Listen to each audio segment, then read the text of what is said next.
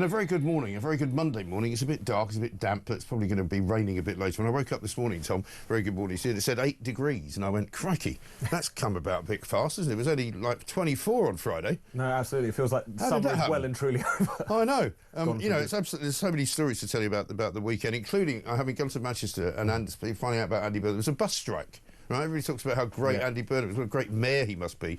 People were giving Sadiq Khan a hard time last week because of the week before because of a tube strike, which has sort of paralysed the city. Manchester was literally like solid. You couldn't move anywhere. You know, if you got a cab somewhere, you had to get out and walk because it was so bad. The traffic from outside of the city into the city was bad. You know, the ring road was bad. Everything was a complete mess because there's a 3-day bus strike going on. You never hear about these things. No, you really don't, and it's especially... You hear about Andy Burnham being like the saviour of the North and how great he is. Why isn't he in charge of the buses of the city? Exactly, he solved absolutely everything. But it's a recurring pattern, isn't it? Yeah. Cities run by centre-left politicians across the West now, just a complete mess. But Burnham, you would think that people would be paying a bit more close attention because of the fact that he is so obviously on manoeuvres, given how bad things are for Keir Starmer. But again, people's records don't really... It's all about vibes these days, isn't exactly. it? Well, because unfortunately, most of the media, because they're centred in London, don't ever go to places like Manchester. They don't really know what it's like. They don't actually talk to people there. They don't actually understand.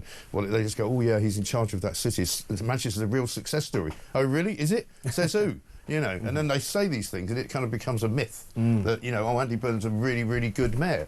And I didn't speak to anybody who thought he was a really good mayor, you know? And all he's done is a brilliant kind of PR job in terms of rescuing his reputation, or making him seem relevant again, given the fact that he lost that leadership bid to Jeremy Corbyn, and also kind of refashioning himself as that sort of king over the water. Well, that's the thing. I mean, surely you should just disappear from politics for the rest of your life if you lose to Jeremy Corbyn. I mean, Jeremy Corbyn didn't beat anybody. You know what I mean? You think all those people are back. Yvette Cooper lost to him, of course. You know, it's one of those things where the kind of older Brownites and Blairites, as very much as Andy Burnham belongs to, have tried to reinvent themselves. They have. And I just don't understand why anyone buys it. I mean, there's nothing else, just really insubstantial. What does he actually stand for? What does he want to do? No one really knows. Exactly. Is he kind of to the left of Keir Starmer? You don't have any suggestion of what his policies would be, for example. What does he think about the recognition of a Palestinian state? We haven't heard his view. He's doing that thing that Starmer did before he won the election, which is to say nothing, and basically to make no commitments at all about anything, and just talk about renewal, and talk about, you know, we're not them. We're not going to be doing what they do. We're going to put country first. I didn't know what he meant when he said, well, we're going to put country first. We're going to put a terrorist-run country first. Yeah, to be honest. Read the small print. He didn't read the small print. Yeah, my own fault, I suppose. But people have really got upset about quite rightly, about this recognition of Palestine, because he's got together with that moron Carney from Canada. You know, it's a complete waste of space. And the French. You know, two fantastically useless countries to get into bed with, to go, oh, let's all recognise the Palestinian state.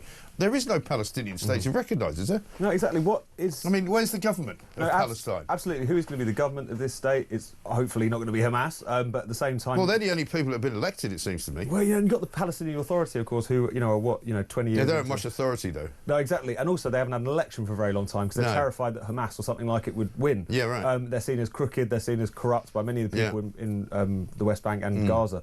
So it's, on the one hand, you could say it's just a kind of virtue signal, but it has tremendously disastrous consequences. It does. You've had Hamas openly coming out and saying that this is the fruits of October the 7th. Yeah. Do you really want to be the Prime Minister who gives a pat on the head and a reward to a jihadist terror organisation for mounting the most deadly attack on Jews since the Holocaust? That's effectively what he's done. That's exactly what he's done, because he's basically encouraged anybody who wants to think about doing something similar, well, if you do that, you will then have your country recognised by the United Kingdom of Great Britain and Northern Ireland. I mean, it's absolutely shameful. I can't quite believe it's happened. No, and also the fact that we all know that this hasn't happened necessarily because Keir Starmer has thought geostrategic is the most important thing, or morally that's the most important thing. It's because he's in a fight with internally against disgruntled, more soft left or left-wing MPs, and also when he's looking at his kind of electoral calculations, when he's looking at how close even some of his cabinet ministers ran to Gaza independent candidates at the last election.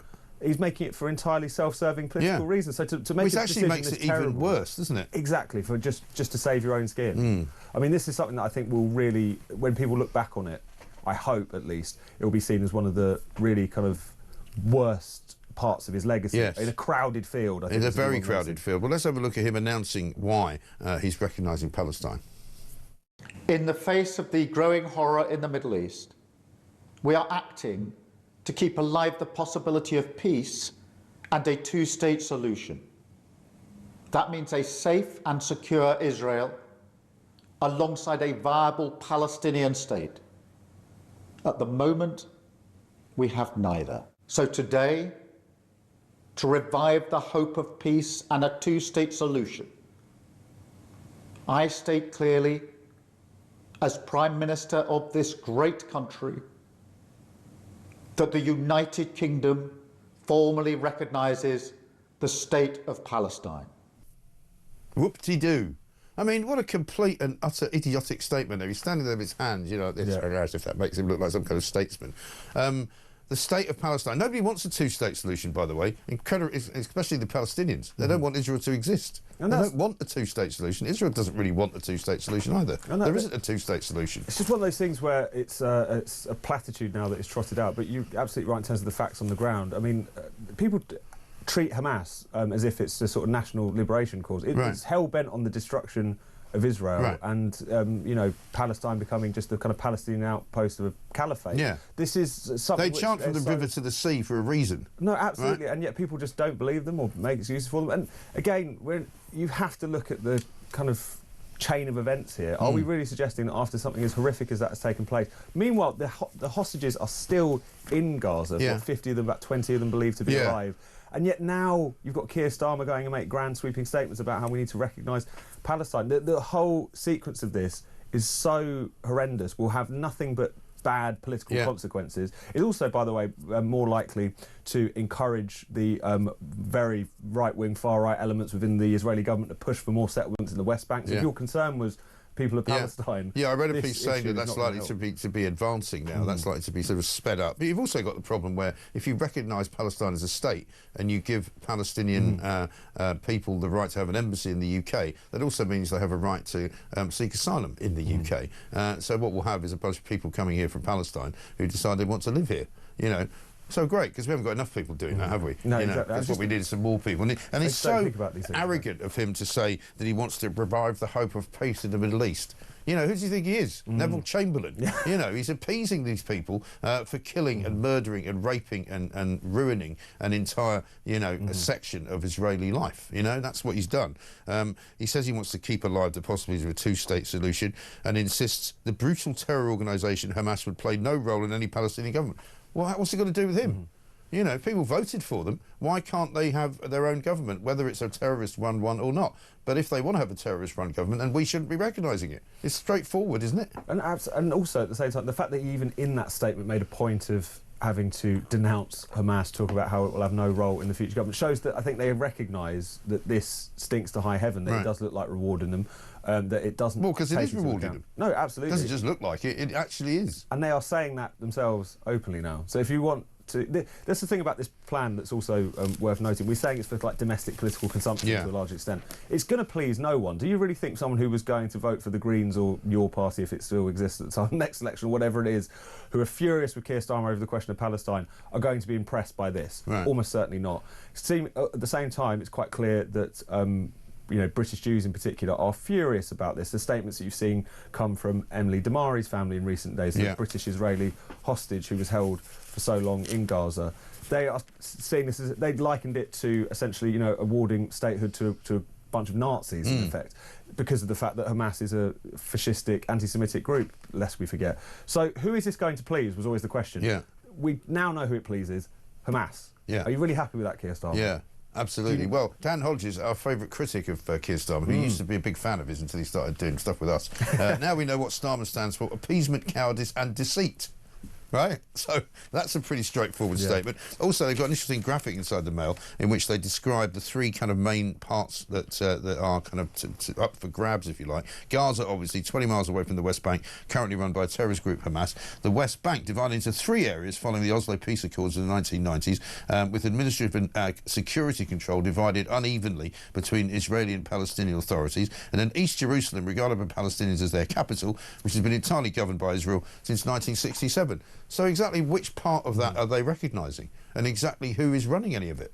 No, exactly. That's the thing. They don't know. There's no detail. It's literally so idiotic, Starmer. He doesn't even understand the setup of what he's done. And there's no kind of credible plan for what you know, what Gaza its governance will look like after the war. That's something that is starting to be talked about. They haven't had an election there since 2005. Exactly. And then Hamas got in and thought, we don't need any more elections. And that's the kind of organisation they're talking about. Let's have a look at David Lammy.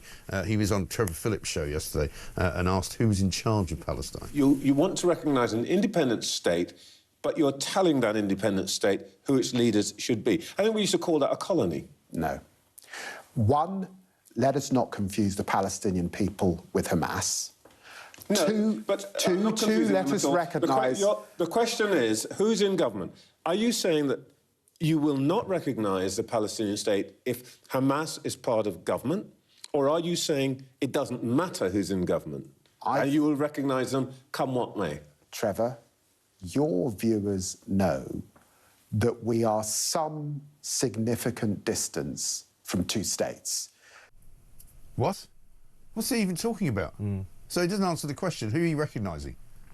No, absolutely. He's just got no Because he doesn't clue. know, because he's even more stupid than Starmer And is. he was the Foreign Secretary until 5 minutes ago. Yeah. You would think that he was someone who was devoted to exploring this question. There has been this long-running plan to recognise the state of Palestine if certain conditions weren't met. If it becomes a state, for a start. Maybe first become a state, and then you can decide whether you want to recognise it. That's the thing. That's what It's not makes a state. That's what makes this kind of the Palestine question so bizarre. Is that all of the kind of usual kind of conventions of, you know, at what point is statehood recognised? At what point do people be given kind of diplomatic routes and so on and so forth, have just been completely warped and bent in pursuit of often just Western. It's like virtue. recognising the Independent People's Republic of Sunderland, you know, because some bloke in a, in a working men's club wants to have it as an independent nation.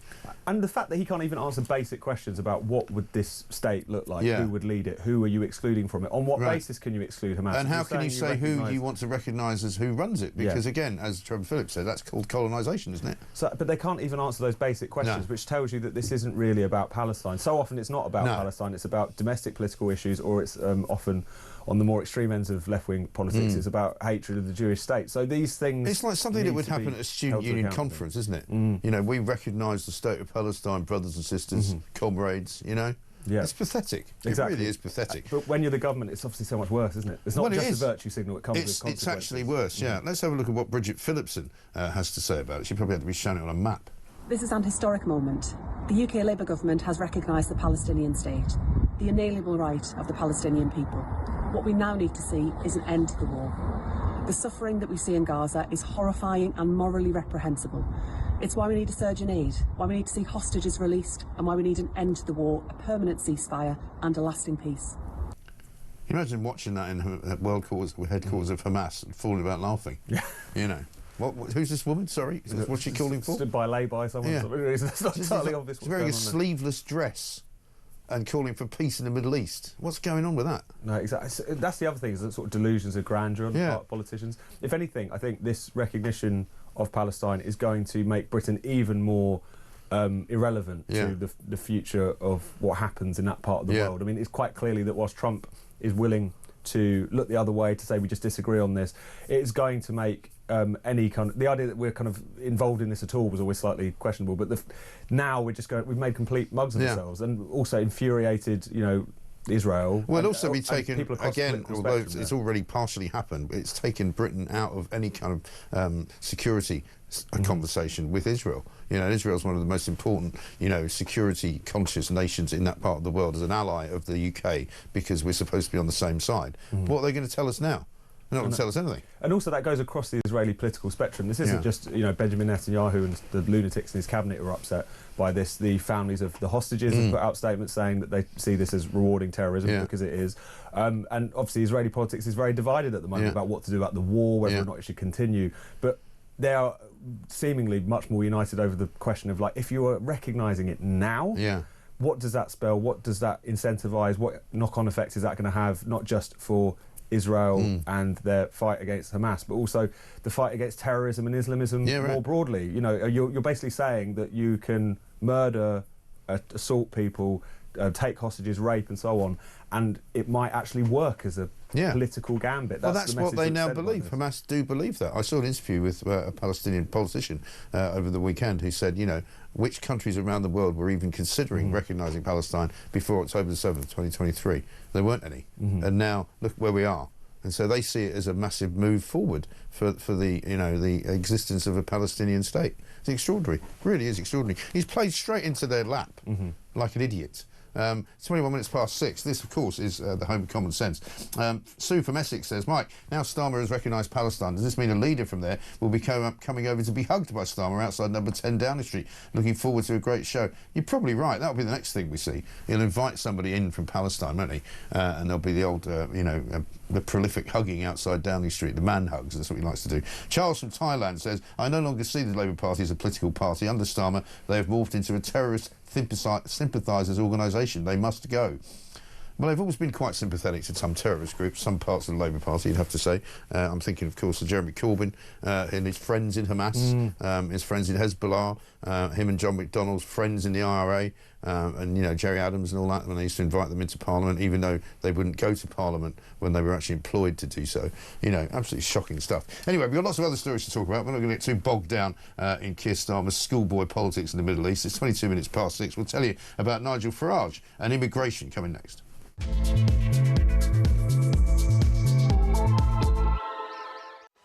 Welcome back to Morning Glory, 25 minutes past 6. I'm Mike Graham.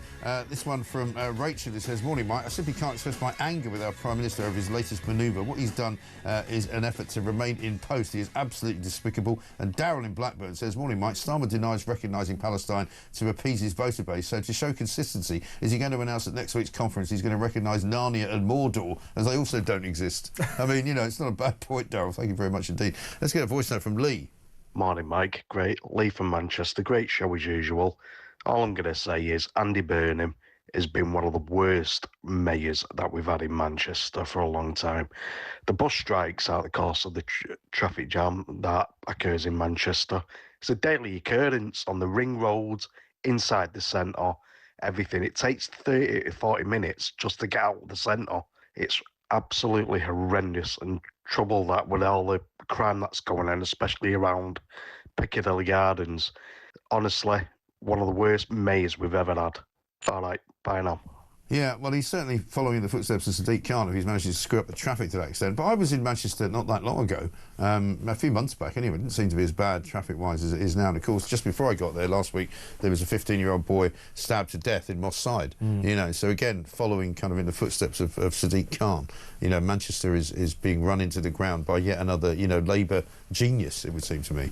No, absolutely. And also that people seem to ignore their actual record, provided that they have the right vibes, provided that they're seen as an interesting character, provided that they kind of project some sense of leadership or give certain people in SW1 a warm feeling. It just feels so... When people talk about the future of the Labour Party, which is quite an open question in terms of what its future might be, there's just such a lack of seriousness in terms of, like, what are the politics here? What sort of policy difference would you see?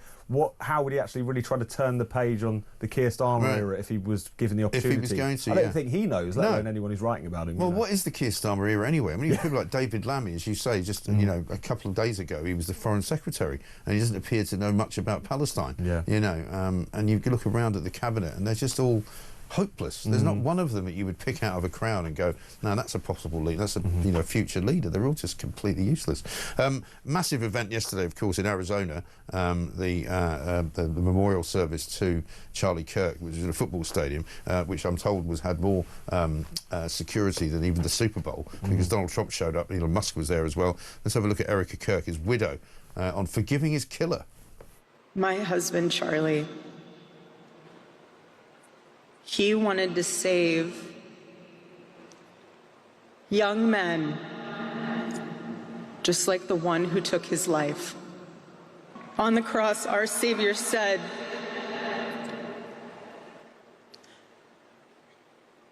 Father, forgive them, for they not know what they do. That man, that young man, I forgive him. Wow. And he, I think, has now just been charged with murder, the 22-year-old assassin. Let's see what Donald Trump had to say. He was a missionary with a noble spirit and a great, great purpose. He did not hate his opponents. He wanted the best for them. That's where I disagreed with Charlie. I hate my opponent. And I don't want the best for them. I'm sorry. I am sorry, Erica. But now Erica can talk to me and the whole group, and maybe they can convince me that that's not right, but I can't stand my opponent. Charlie's angry. Looking down, he's angry at me now. Nobody else could get away with that, could they? Yeah. I mean, that's quite extraordinary thing to say when after listening to his widow saying, "I forgive my, husband's killers," and he's like, "I don't." Incredible. No, they're playing it for laughs. Even at a incredibly emotionally charged memorial service. But incredible. That is Donald Trump, isn't it? That is Donald Trump, and that is exactly what you mean. But they were all there. J.D. Vance was there as well. But as I say, we'll learn more, I suppose, about whether or not they're going to seek the death penalty for this guy, because they can do that in Utah. And apparently they still have a firing squad as a method of the death penalty, which apparently, I don't know what the absolute situation is, but I think if you are found guilty, you can choose the method of your death. Oh, really? Which is even more kind of curious in a way. It's slightly medieval, isn't it? Yeah, no, absolutely. And it'd be interesting to see as more comes out as well, because it's been, from the charges so far, there's been pretty clear indication of a motive in terms of it being politically motivated and hating Charlie Kirk for what he said, and therefore deciding to mow him down on that basis. But there'll be so much more that will come out, certainly, about, and also how it was allowed to happen is a big question. There were so few police officers and security there, given the scale of the event. I mean, a lot of people said to me that was the way Charlie Kirk wanted it. We're just watching Elon Musk there with Donald Trump. They've obviously made up again whatever it was that their difficulties were. But yeah, I mean, apparently one of his main kind of points of everything was that he wanted to go out and meet the people. He didn't want there to be massive amounts of security. He wanted to be able to talk to people relatively close to him, face to face. And if you're going to be shot from 169 yards away, I mean, there are some things you can do to stop that, but probably not everything. No, exactly. Without it becoming just so securitised that it would sort of defeat the purpose. But there was something, looking at those videos from last night and addressing this football stadium from behind the bulletproof glass. Obviously, that was always going to be there if Trump or any prominent politician was there. But there was something about it which just hammered home what a horrific thing it was that he was just killed for his views. And also, there's going to be this feeling, certainly on the right of American politics, that the temperature is so raised that it is a lot more dangerous than it was 2 weeks ago to go out and engage with people openly. So, it's one of those things where it was a tremendous, very religious, as we've seen, sort of moment for people to come together last night. But the dark cloud that is still cast over American politics by this assassination is still pretty considerable. Yeah, I think so. Absolutely right. Let's have a quick look at Nigel Farage on the front page of the Daily Telegraph. I'll kick out hundreds of thousands, he says, of legal migrants in an unprecedented reversal of Britain's relaxed border rules. He says that he will unveil plans to force all migrants with permanent residency to reapply for visas under stricter criteria, including a higher salary requirement and a better standard of English. This will be music to the ears of an awful lot of people who were thinking about voting reform, but were not sure that they were going to be right-wing enough for them, I guess. So he's sort of moving it to the right slightly. No, absolutely. And it's something that it seems like both the Tories and Reform were having to look at this question of indefinite leave to remain, particularly in the context of the so-called Boris wave, the unprecedented numbers of legal migrants coming into the country, because of the fact that over in quite short order they would potentially be able to apply for and receive indefinite leave to remain. And there's also been this kind of question hanging over it as to where does ILR and citizenship begin, and what rights and responsibilities should be involved in that. And this is Reform's offer in that area. So it'll be interesting to see how it lands, because obviously so much of the discussion has been about illegal migration in recent months. But it's another example, I think, of them trying to kind of build out a clear offer in this area and to really set out the detail, which hasn't always been forthcoming previously. So more of them trying to and the Boris wave is very significant, because the numbers, according to the Police and Telegraph here, say there's 3.8 million people who moved to the UK after Brexit under more relaxed rules introduced, of course, by Boris Johnson, which is one of the reasons why an awful lot of Reform voters don't ever want to see Boris Johnson ever again in any kind of position of power, because he was the one that started all that, with all the people coming here on student visas and work visas, most of whom have stayed over them, and many of them have now sought and probably got political asylum. Oh, no, absolutely. And that was a really interesting poll in, I think it was a Mail on Sunday yesterday, Lord Ashcroft, looking at would Reform benefit from any kind of alliance with the Tories? It's really not clear that they would. Even though you would think, OK, they've got this percentage of the vote, they've got this percentage of the vote, stick it on top of each other. There is a pretty substantial part of the Reform coalition in terms of the voter base there who are really furious with the Tories. It's not just that they let us down, it's that there's a really clear sense of betrayal there. So that's one thing that they'll have to negotiate, particularly as they probably will continue to seek defections from the Tory party. Sure. You had the Danny Kruger one last week. But there is this kind of... People want to get Keir Starmer out of government, certainly, but there's also that continuing sense of betrayal with the Tory party, given all that happened in the time exactly. they're in power. And there's also going to be a lot more kind of focus as well from Farage and from Reform on the benefit system that these people are able to kind of access as a result of being, considered legal and being given leave to remain. Because previously, up until relatively recently, we were always told, weren't we, by governments, we don't really pay benefits to migrants. Well, it turns out there's millions and millions of pounds going out every single year to people who have come here, either legally or illegally, who are getting benefits. No, and it's one thing that, as you say, has always been kind of obscured in this discussion. There was just sort of misleading claims trotted out about the fact that, fiscally this isn't a problem. It quite clearly is, and a lot of those kind of more kind of economic arguments in favour of mass migration have started to really be called into question now, even amongst some quite mainstream figures. So you're just seeing how the debate is shifting in a way that's been building for many years, obviously, but almost at breakneck speed now. You see the Overton window moving on this. Totally. The Mail have got a piece on page 4 as well about this hotel in Ealing, Hampton by Hilton, which is one of those hotels which has been used for housing migrants now for quite some time. This is where the convicted terrorist and Hyde Park rapist was staying, the Egyptian guy Abdul Rahman Adnan Abu Layla, who's just been jailed for quite a few years for attacking a woman in November 2024. They're basically saying that this 4-star Hilton hotel is now complete kind of no-go area for an awful lot of people, and it says that several people living in the building have tried to secure cash-in-hand jobs at a nearby car wash despite being banned from working. One small boat migrant from Afghanistan told the Daily Mail, "It's good here, I have a nice hotel room."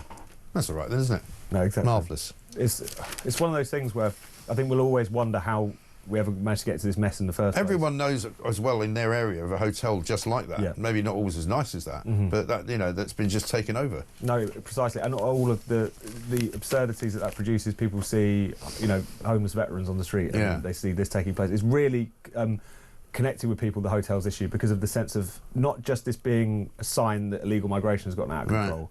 And also that, again, dealing with that is treated more seriously than the public safety, given a non-negligible amount of these people, of course, going to potentially commit crime. But also the sense of injustice about it. It just seems, particularly at a time when economically things are still pretty difficult, when there's all kinds of problems in society, that again, you've got people being put up in hotels who arrived 5 minutes ago. That's one of the reasons it's really cut through. I think that's why people, and we're going to play a voice note for you in a minute about Palestine, people just shake their heads and they go, why is Starmer, wasting his time going on about recognising it's a place that doesn't exist when he's got this trouble on his doorstep? We've got people wandering the streets, who, as far as we know, could be rapists, could be killers, could be terrorists. One guy actually was 2 out of the 3, and he's now in prison. And that's what he needs to fix. He needs to worry about his international reputation. Pete has something to say on recognising Palestine. How on earth is Keir Starmer able to just announce this on his own without asking the British people, or without asking Parliament, or without it going to the House of Lords, or even whatever methods or things it has to go through? How is he able to just announce off his own back that he's recognising Palestine? He must be off his absolute rocker.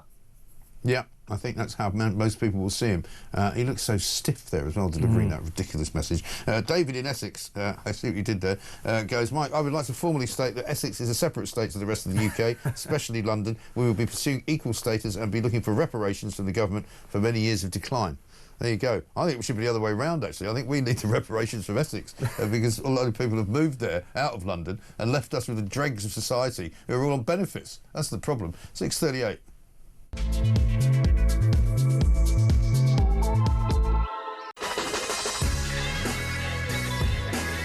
Welcome back to Morning Glory, 6:40. I'm Mike Graham with you, of course, all the way through until 10 o'clock. It is Monday, the 22nd of September. Let's have a voice note from Pete.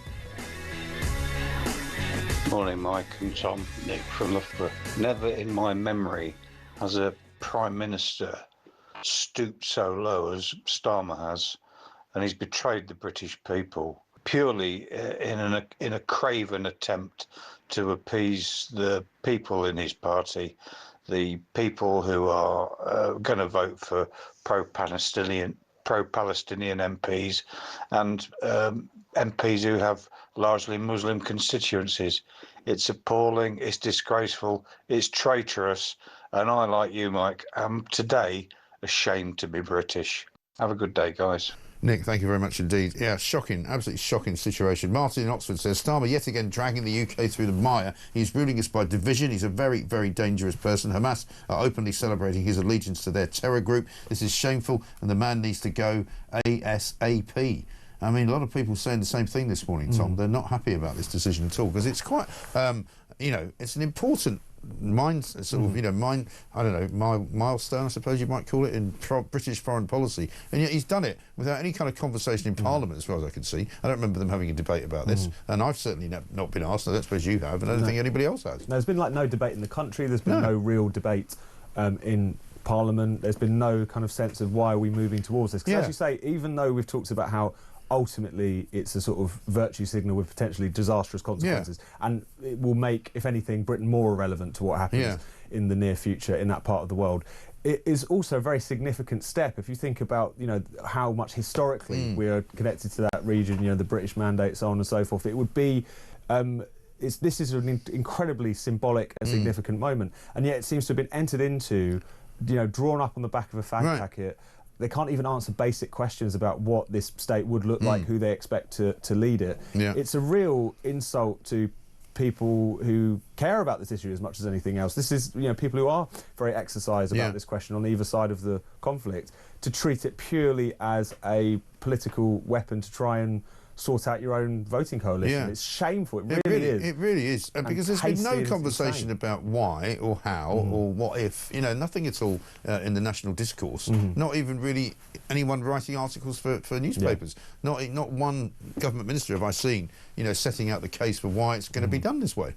Seems extraordinary, doesn't it? Absolutely. And it's one of those things where if you look at the kind of the other leaders who have decided to do this recognition in concert, Emmanuel Macron is another good example.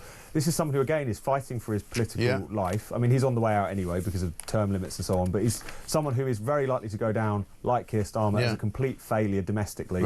Any of the reforms he tried to push through didn't get anywhere. His popularity is now hit an all-time low, similar to Keir Starmer, actually. Exactly. Keir Starmer just managed to get there a year in rather than, you know, 2 terms in. But it's still, again, people... Aside from the domestic thing, there's also, when a politician is incredibly hated domestically, there is this temptation to posture on the international stage, to go to the summits, to look like you're, again, a grand person in history, helping to redraw the lines in the Middle East most intractable conflict. But that, again, can be so insulting because you're just using this horrific situation, ongoing war, as a sort of stage on which to stand and pose for the world's media. As a campaign slogan. Yeah, it's really, really grim. It really is grim. Speaking of grim, let's talk about Fergie and Andrew, the pair on the front page of the Mail today. Will Fergie's Epstein emails allow Charles to finally exile the Yorks? This is a story that goes back to when she borrowed money from Jeffrey Epstein, back in the day when Andrew was always on the lookout for some help, shall we say, financially. And I think they bought... Did they not, that ski lodge in Switzerland with the money they borrowed from Epstein? But she has also now, it turns out, been writing very supportive emails for her supreme friend, as she calls him. When it emerged he had bailed her out financially, she claimed she'd only done so to save her career as a children's author. Oh, well, that's all right then. It's great, isn't it? These people have absolutely no moral compass whatsoever. She goes, well, I needed the money, so I went to this guy who I know was a convicted paedophile, but he's very rich. And so I just asked him for some money and he gave it to me. And I called him my supreme friend and then sent him several other... so just weeks after telling the press she'd cut all ties with him, in an interview, she said her involvement with Epstein had been a gigantic error of judgment. She still sent emails to him. Yeah.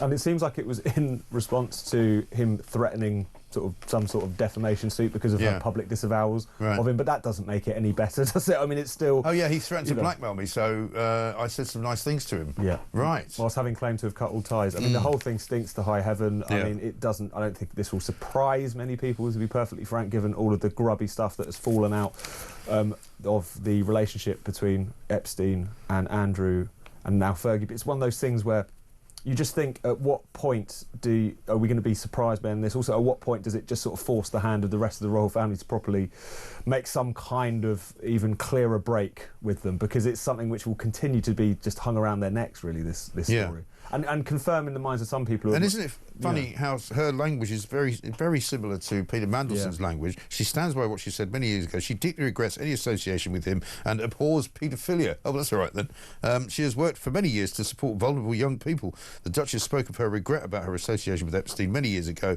as they have always been. Her first thoughts are with his victims. Well, apparently not. Apparently her first thoughts were, how can I get some money out of him? And if he threatens me, how can I be nice to him so he doesn't do anything horrible? And it did put me in mind of the Mandelson emails, because of the fact that, first of all, this is after he's been convicted. Yeah. So this is something where, for people to carry on in their association with him after that suggests a pretty profound error in judgment, obviously. But also the obsequiousness of it, isn't it? Like the extent to which they really feel like they have to constantly kind of overly praise him in order to stay in his good books. It just shows what a kind of bizarre hold he had over certain people, you know, as particularly when they were financially. Well, money does strange things to people, doesn't it? You know, and people like politicians in particular, and also members of the royal family. I mean, A.N. Wilson's got a piece in the Mail saying this is a scandal about money and greed. History tells us that's what always destroys monarchies around the world, because they can't stay away. You know, it's like people like Bill Clinton, people like Peter Mandelson. They love people with money, and they kind of overlook what it is that might have got them that money, or what they're doing with it, and how they spend their time. They just want to hang out with them because they're wealthy and they've got nice boats and cars and yachts and all sorts of things. You know, it's pretty shameful, really. Absolutely. That power and influence as well seems to be one thing that Mandelson in particular was quite. Which is why people, you know, I still would like to know what was going on with Lord Ali, in the sense that, you know, he was gaining access to Downing Street because he was a very wealthy man. Now, he might be very smart, he might be very interesting, he might have some great political ideas, but he's not elected. And so for him to have access to government on the basis that he gave the Labour Party a load of money, that's not good enough, I'm afraid. You know, I need to know what he was doing there. Absolutely. And just because they've still never told us. They haven't. And just because it's a story as old as time doesn't mean that it doesn't get people's backs up. No. Rightly so, because it's just that sense of, essentially buying political sway and influence, which has always happened, but at the same time does stink to high heavens. Meanwhile, Prince Harry's on the front page of the Telegraph saying, with a story that says the King says Harry cannot be half in and half out from the royal family. This is because he apparently wants to come backwards and forwards and be more part of, you know, his dad's life. But he's been told, apparently in no uncertain terms, that he can't do a bit of it and not do all of it, you know. I mean, this is kind of what he always wanted, wasn't it? He sort of wanted to be able to... He just wants attention, doesn't he? I think that's a large part of it, but also to maintain the kind of status of being a royal, to go to the events that he wants to go to, but to do it on a kind of part-time basis, that was never going to work, because it's an institution in which you have to give yourself over to, because of the fact that it's that kind of compact with the public, supposedly. You know, yes, they are supposedly reigning over us, but at the same time, there is this, at least, sense of service and commitment to the role. If you're doing it sort of half and half and still pursuing your Hollywood opportunities over there, people are just not going to go along with that. Nobody cares. Coming up to very nearly 10 minutes to 7, Tom Slater's here. Morning, Mike and Tom. Starmer should take a long, hard look in the mirror, says Margaret in Birmingham. The worst Prime Minister in history, weak, useless and incompetent, appeasing his backbenchers and ignoring the British people and the hostage families. I think that's about spot on. Absolutely right. Coming up, we're going to talk about Gatwick and Heathrow. There was loads of cyber attacks over the weekend, which screwed up a lot of people's holiday plans. And also, apparently they're now going to have another Heathrow, there's a third runway being built at Heathrow, a second runway being built at Gatwick. How does this fit in with the old green credentials of Ed Miliband, I find myself asking. Coming up after this.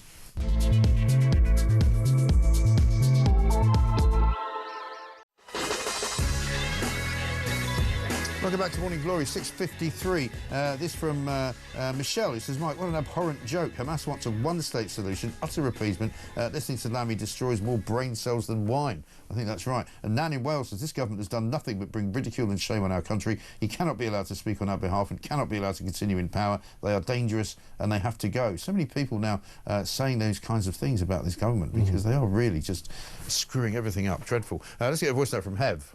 Good morning, Mike. Hev from Kent. As far as Starmer goes, well, he speaks for himself. He certainly doesn't speak for me. I'm absolutely disgusted. Absolutely disgusted. And I wonder why, what his wife thinks, you know. Great show. Thank you. Hev, thanks very much indeed. Just a little change of tack for a moment. Front page of The Sun this morning, Special Forces horror.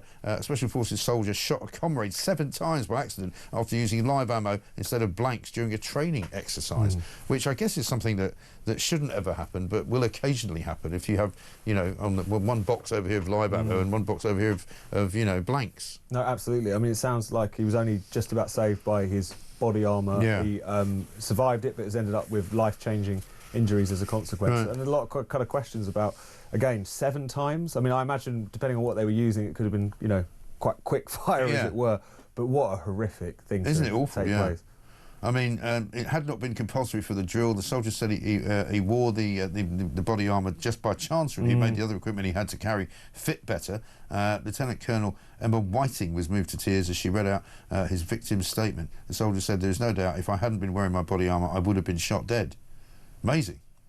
Just like, I suppose it's a kind of a casual danger of being a soldier in training. Things are going to happen, but you know, it's a great story from the Sun's point of view. Shocking details emerged as the elite serviceman got a suspended jail term at a military court in Wiltshire, which said there were various military multiple safety failures. So very worrying indeed. And people expect to put their life on their lives for their country or to be out in the battlefield, but for that to happen, you know, in training, it must have been such a horrific shock to them. Absolutely. A couple more clips for you.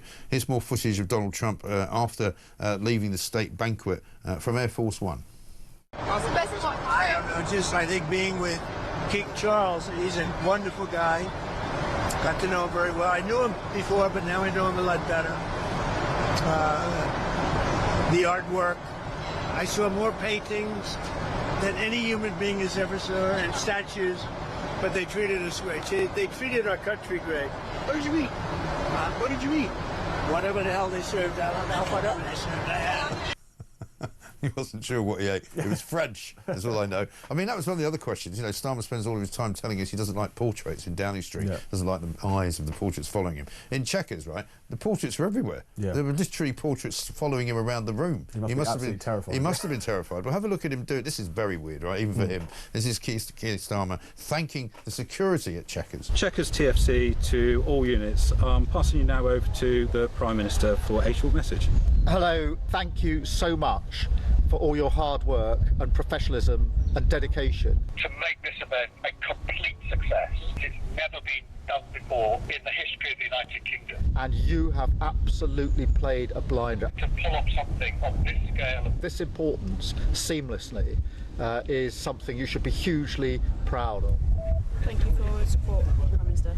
From the Gold Command to the Prime Minister, thank you very much for your message on behalf of everybody. Thank you. Nice T-shirt. Somebody actually came up with that as an idea to say, I know, let's get Keir Starmer on a walkie-talkie, where bizarrely he sounds even less robotic than he does in real life, talking to the police, thanking them for doing the job that they're paid to do.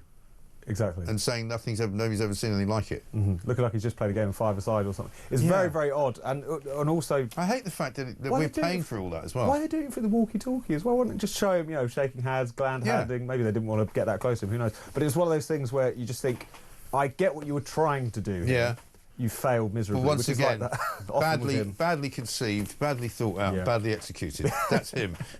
He's in trouble as well with some hidden money, isn't there? £700,000 worth of hidden donations have been discovered. This was a story at the weekend involving the mysterious Morgan McSweeney, who seems to have either forgotten or deliberately not registered a whole load of money that was coming in to try and destabilise Jeremy Corbyn in order to get this mob into power. No, absolutely. So this is the sort of Labour Together group which McSweeney was spearheading.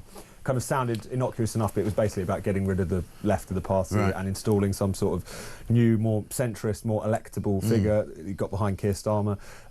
Again, there were some donations which were declared originally, but then a big period in which there weren't. I think it's about £750,000 that's being talked about here. And then as soon as McSweeney leaves, suddenly the donations are hastily, you know, retrospectively declared. So it's just raised a lot of questions about, is this trying to obscure this? There's also legal advice that Labour Together, or the government, I believe, actually received about how to respond to this. They should claim that it was human error, which they then in turn did. So it just is another sense of sleaze hanging over this government. And it's one of those things where if they hadn't made it's all very convenient, isn't it? Exactly. And also, if they hadn't made such a big song and dance about the question of ethics in politics and making sure that you're as squeaky clean as possible, then they might not have haunted them to the extent that it has. These sort of dealings are often the business of politics, but because they were going around posing as complete angels where everything was concerned 5 minutes ago. Nothing could be further from the truth. Well, now Shabana Mahmood and Steve Reid, two fairly seriously heavyweight cabinet members, are being asked to explain how it is that they seem to have been misleading the Electoral Commission. So that story's going to run for a bit, I should imagine. Tom, good to see you. Thank you very much indeed. We didn't get around to talking about the second runway at Gatwick.